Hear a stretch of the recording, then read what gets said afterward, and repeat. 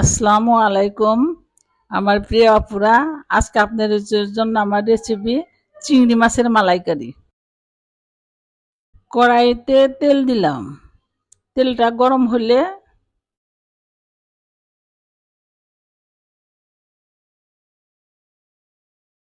কুচিয়ে ছেড়ে দিব।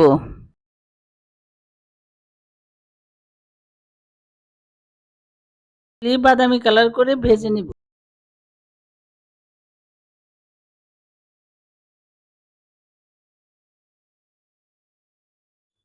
মরিচ বাটা দিলাম, হলুদ বাটা দিলাম, ধনিয়া বাটা,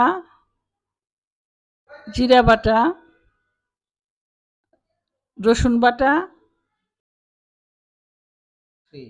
মশলাগুলি ভালোভাবে মিক্সড করে নিব।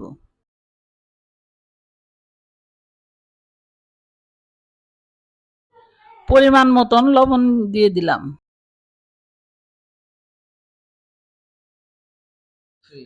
টেবিল চামচের 1 চামচ সরিষা বাটা দিয়ে দিলাম।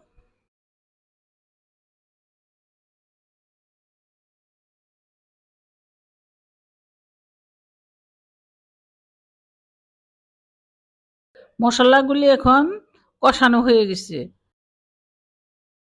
তার মধ্যে চিংড়ি মাছগুলি দিয়ে দিলাম।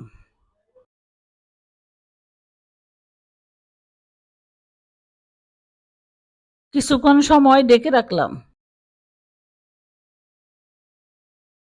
আমার ভিডিওটা যারা দেখতেছেন অবশ্যই লাইক কমেন্টস করে দিবেন। রান্না প্রায় শেষের দিকে। এখন এর মধ্যে নারিকেলের দুধটা দিয়ে দিলাম।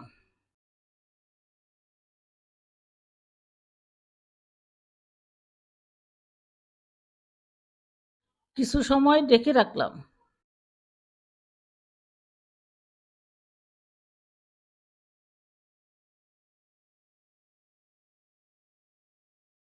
এখন হয়ে গেল চিংড়ি মাছের সুস্বাদু মালাইকারি।